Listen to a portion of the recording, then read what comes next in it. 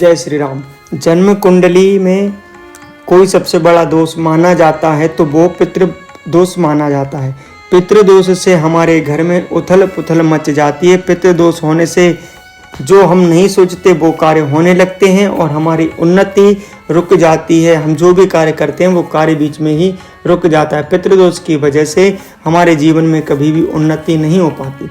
हमारी मान्यताओं के अनुसार पितृदोष किसे लगता है और पितृदोष का कारण क्या है? दिवंगत पूर्वजों की आत्माओं को पितृ कहते हैं। पितरों को देव भी कहा जाता है। वास्तविकता में पितृ भी देव ही होते हैं। जिस प्रकार देवताओं की पूजन कर उनका आशीर्वाद प्राप्त किया जाता है, उसी प्रकार पितरों की कृपा पाने के लिए उनका तर्पण, पिंडदान आदि करने से पितृ प्रसन्न होते हैं और हमें आशीर्वाद देते हैं। पिंडदान आदि करना चाहिए। अगर पितरों का तर्पण, श्राद्ध या पिंडदान सही विधि विधान से न किया जाए तो भी ऐसी अवस्था में पितृदोष लगता है। ज्योतिष के अनुसार पितृदोष से व्यक्ति को बहुत सी मुश्किलों का सामना करना पड़ सकता है। ऐसे में पितृदोष को दूर करने के लिए उसके उपाय बहुत आवश्यक हो जाते हैं। आइए हम आपको बताते हैं पितृदोष के क्या क्या लक्षण हैं, किन कारणों की वजह से पितृदोष होता है और किन उपाय के करने से पितृदोष में शांति मिलती है। ज्योतिष शास्त्र के अनुसार जब पूर्वजों की आत्माएं तृप्त नहीं होती तो वे अपने वंशजों को कष्ट पहुंचाती हैं। इसे ही पितृदोष कहते हैं। पितृदोष अपने कर्मों के कारण न होकर बल्कि माता पिता या पूर्वजों के कर्म के कारण भी हो सकता है। इसमें कोई बड़ी बात नहीं है। पितृदोष व्यक्ति की जन्म कुंडली में विद्यमान होता है, जबकि कर्म जन्म के बाद ही बनते। पितृदोष ऐसा दोष है जिसका कारण समझ में ठीक से नहीं आता। जन्म पत्री में शुभ दशा होने पर, सभी ग्रह अनुकूल होने पर भी यदि शुभ फल प्राप्त नहीं देते तो पितृदोष का ही लक्षण माना जाता है। अगर किसी व्यक्ति की अकाल मृत्यु हो जाए, पितृदोष के लक्षण क्या क्या कहते हैं? अगर किसी व्यक्ति की अकाल मृत्यु हो जाए, अचानक मृत्यु हो जाए, उसका अंतिम संस्कार सही विधान से ना किया जाए तो पितृदोष लगता है। माता पिता का अपमान करना या उनकी मृत्यु के बाद पिंडदान, तर्पण, श्राद्ध ठीक से ना करना, यह भी पितृदोष का ही कारण है। इसके अलावा पितरों के दुखी होने के कारण भी पितृदोष लगता है। घर में माता पिता बड़े बुजुर्गों का सम्मान यदि नहीं करते तो भी पितृदोष होने की संभावनाएं बढ़ जाती हैं। पितृदोष के कारण घर में लोगों के मान सम्मान में गिरावट आती है, धन हानि होती है और संतान सुख में बाधाएं होती हैं। पितृदोष के कारण बहुत सारे हो सकते हैं।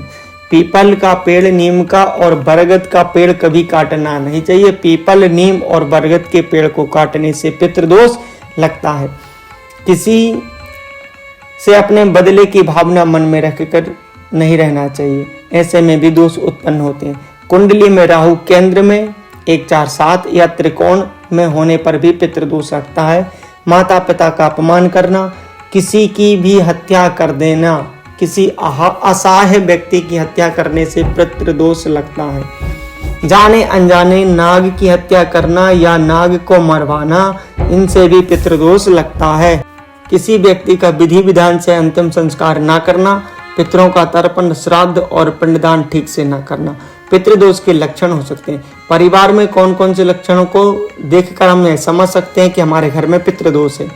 परिवार में हमेशा किसी न किसी स्थिति में कलेश बना रहना, लड़ाई झगड़े होना, संतान प्राप्ति में बाधा आना, घर में कोई ना कोई हमेशा बीमार रहना, नौकरी मिलने में कठिनाई, हम जो काम करते हैं कारोबार में दिनों दिन कमी आना, घर में तुलसी का पौधा बार बार सूख जाना, घर में पीपल का पौधा कहीं भी उग जाना, परिवार में कोई दुर्घटना होना, परिवार में विकलांग या अनचाहे बच्चों का जन्म होना, जीवन में तरक्की ना कर पाना, परिवार के सदस्यों में किसी का विवाह ना होना, किसी की कोई बुरी आदत की लत लग जाना, ये पितृदोष के कारण हो सकते हैं।